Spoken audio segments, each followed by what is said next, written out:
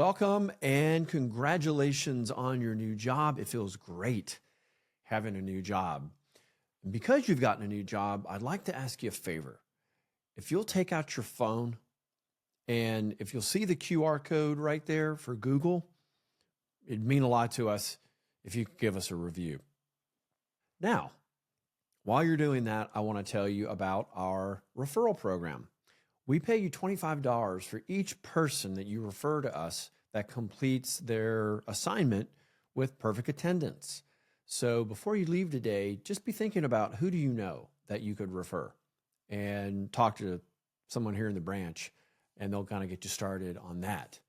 Because we're always posting our jobs, we want you to know what other jobs are out there that maybe could work for your friends. So now I'd like you to click on this QR code so you can like and follow us on Facebook. And that's where this branch posts a lot of their jobs so you can see what's out there and you can kind of push your friends to it and you can take advantage of that referral program. All right, let's get your orientation started. I want you to make the absolute most out of your opportunity with us. And the first thing I want you to do each and every day is focus on having a great mental attitude. Some days it's very easy to walk in the front door with a great attitude. Some days are harder though. And what I find works really well for me is if I just stop and remind myself of everything that I'm grateful for. And I go through and just think through all the things that I have and the things that have been done for me. And that tends to get me moving in the right direction and it puts me in a better mental attitude. So whatever you need to do, take that time, get yourself in that right mental state before your shift each and every day. All right. Now, along with that, I want you to get plenty of rest because some of the shifts we work here, they're long, right? You might be working a day shift. You might be working a night shift, whichever one it is. I want you to get as much sleep as you can because it will affect your performance. And I want you to be your best every day. And along with rest, you've got to eat good food and snacks and drink plenty of water. If you neglect any of those things, it really could affect how you feel at work and it'll affect your performance. And I want you to keep that job. I want you to keep that paycheck. Now, speaking of working hard and doing a great job and keeping your paycheck, I do want you to work hard every day and take advantage of this new opportunity. I think good things come to people who work hard and have a great attitude. It shows up because not everybody has that every day. And if you bring that attitude, you will stand out. And speaking of standing out, that'll help you make a great first impression. First impressions are what they say. It's your only time to make them. So one way to make a great first impression is to learn your responsibilities quickly on that first day.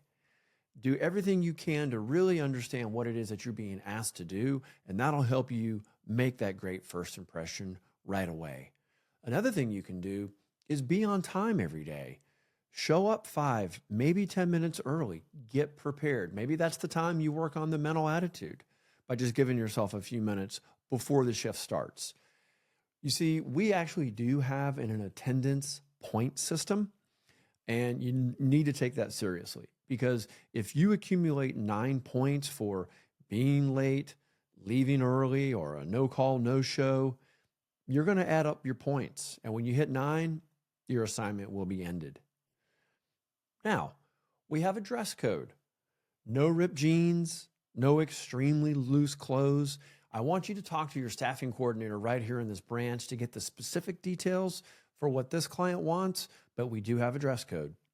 Another great thing that you can do to make sure you've got a great experience with us and with this client is to be a great communicator, right? It all starts with communicating with your teammates, with your shift leader, with your coworkers.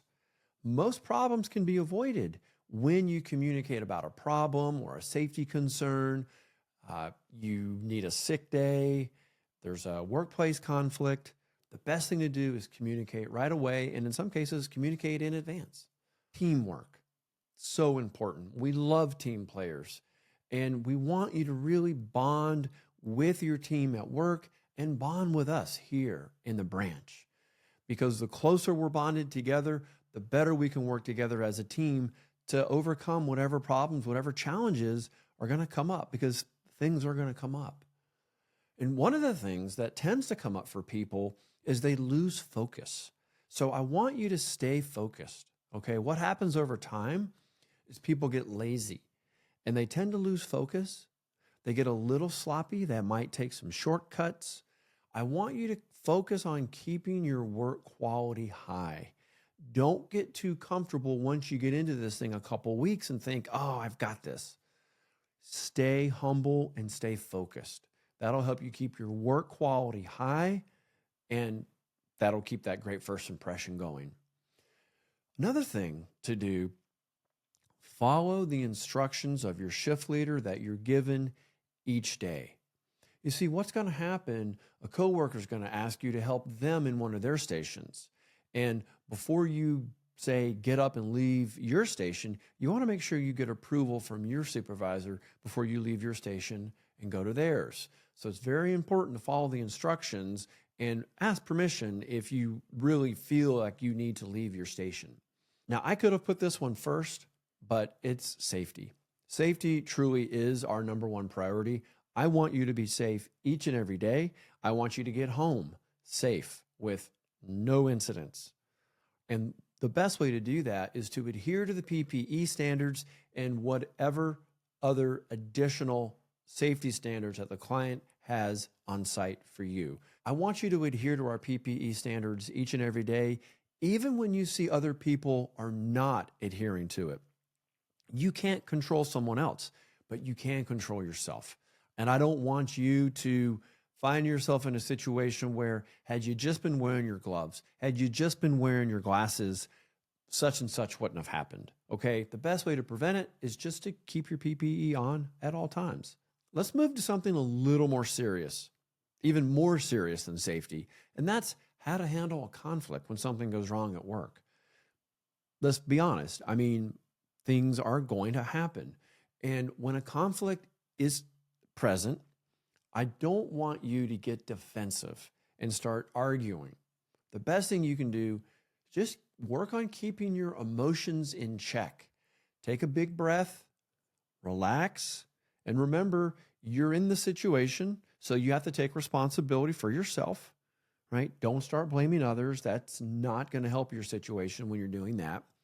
And always show a good attitude if you're involved in a conflict and someone is coming to you and trying to help you fix the situation, make the situation better.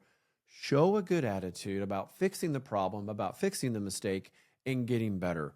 Most of the time, showing a good attitude is the best way to get out of a conflict about anything happening there at work. Time cards. You are responsible for clocking in and clocking out each day. And that also includes clocking out for lunch and clocking back in for lunch. I want you to pay attention to that every day.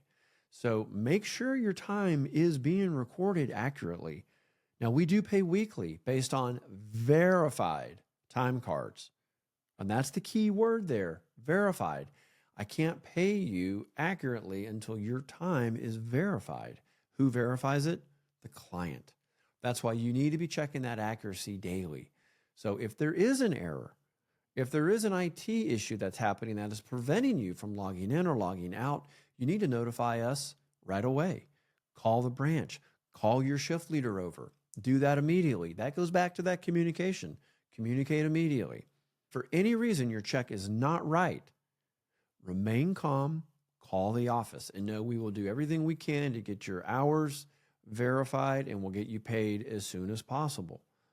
But there are scenarios when time hasn't been checked, time wasn't verified, and the cutoff period is missed.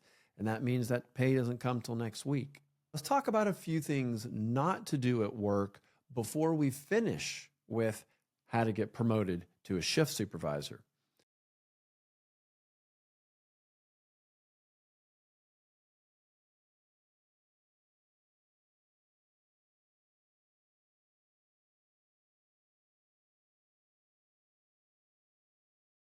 Let's talk about how to get promoted to shift leader. Many of you are here taking this new job because you want a new opportunity. You want to grow and you want to expand. And I want to help you do that. And the best way to get promoted to a shift leader is to do the job of a shift leader before you're actually given the title, before you're given that promotion, because you can show the team that you're ready to step into it. And here are some things you can do to show that you're ready to move into a shift leader position. Number one is you just display a great attitude and a willingness to learn more. You work well with coworkers. You work great with on-site leadership. You actually take a little bit of pride in doing good work, having good quality, and you encourage others to be their best. You follow all safety guidelines. You don't lose or forget your PPE on a daily basis.